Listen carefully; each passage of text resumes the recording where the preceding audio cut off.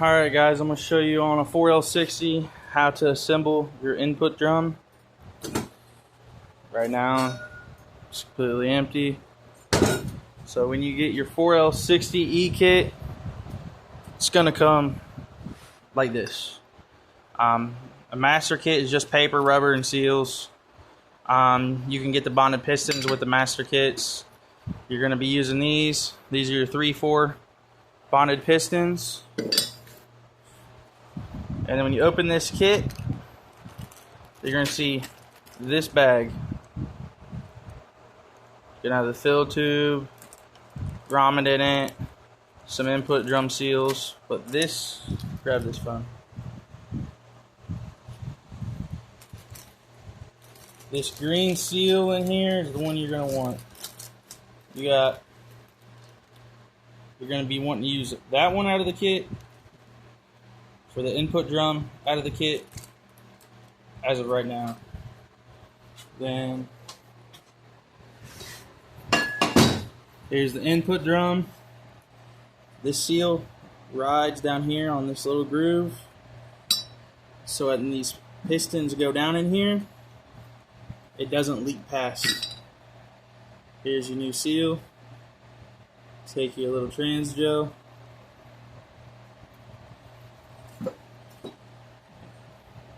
You ain't got to be stingy with it because it will melt off in the transmission. So the more grease, the better it's going to go on. Okay. Run your fingers around, make sure it's all the way in the groove, see if you can see that. Here. Right there. See the seal? That's where you want it.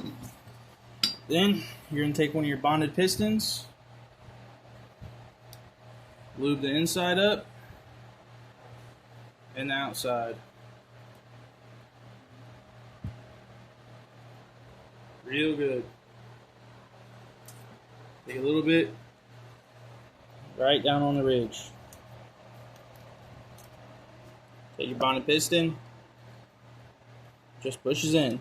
Don't need a seal tool, nothing. Okay?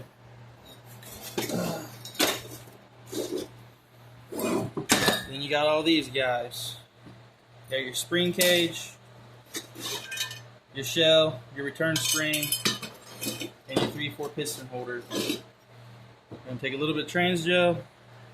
Same thing. Go on the inside.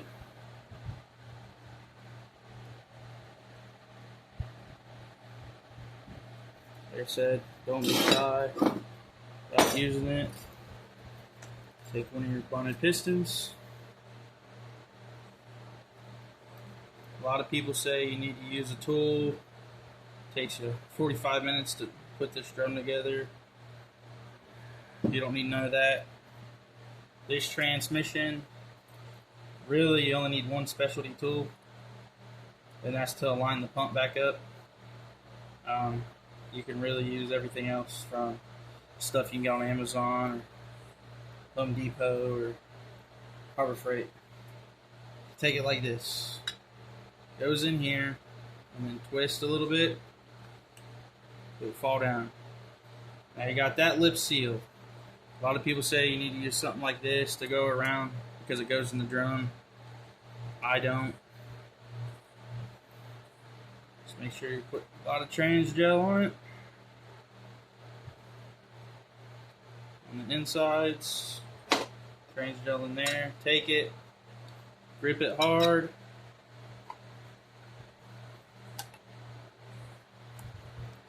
And then twist it in. Let me grab that rag.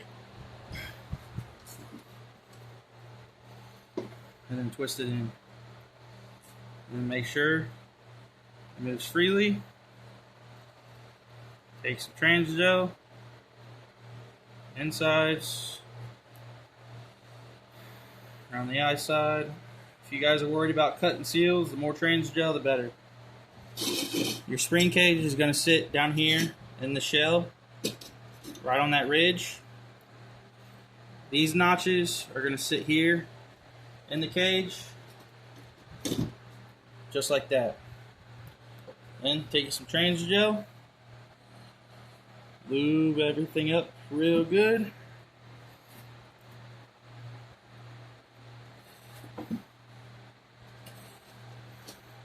This cage has got these big notches here. And it's going to sit just like this. Let it drop in. Take your hand right here. If you watch people on YouTube, man, they're using pop cans, everything to go around these. That's not necessary. If you use trans gel and make sure that it's lubed up good, and you do it just like I did, and you put your hand here, one good little press, it's on. Done. Ain't got to fight it. It ain't rocket science. Take your spring cage. Sits in there like that. Now, a lot of you guys might not have this at home. You can use a lot of other tools. Go on the other side of me. This is a specialty tool. You can use a foot press and all kinds of other stuff. Or, if you guys really want to learn to build your own transmissions, you can buy this bad boy right here for $40 off Amazon. It works good. I use it all the time. Same setup besides this. This has got the screw and mine's got the foot press. Set her in there like that. Barely apply pressure just where you can see the snap ring groove.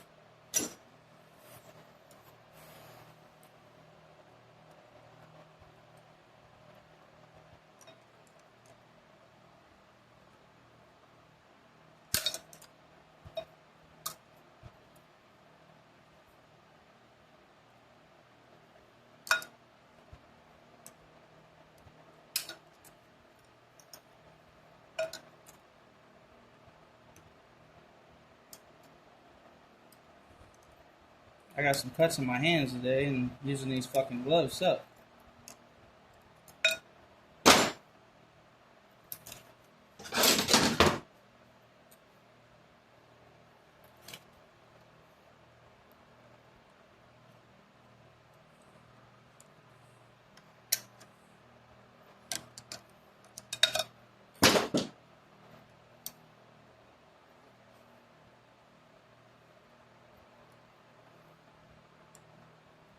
See guys, this is what you don't see on YouTube. People on YouTube make these little videos think this shit's easy. It can be easy, but fighting with these snap rings ain't.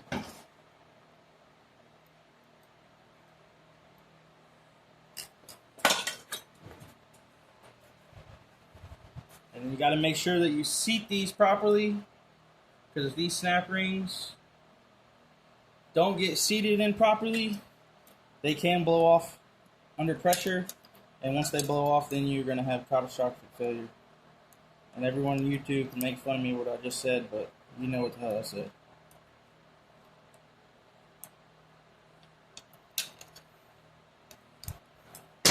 Take your flathead screwdriver. Once you get it on there,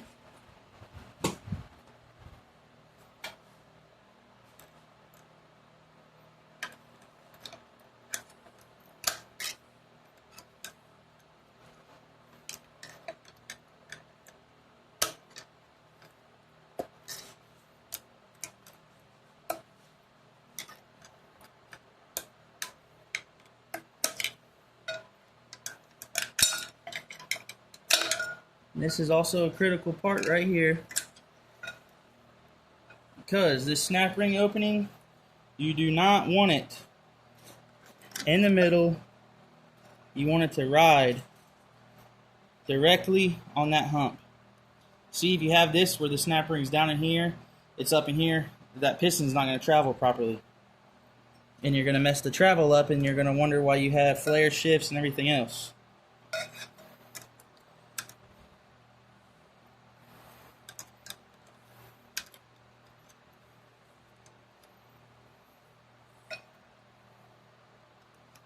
You get that right where they're even.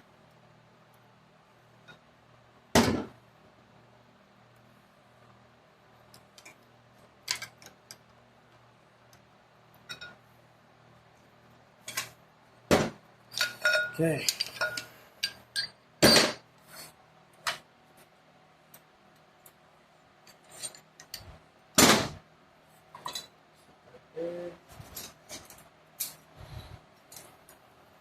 You've got your forward and your overrun clutches.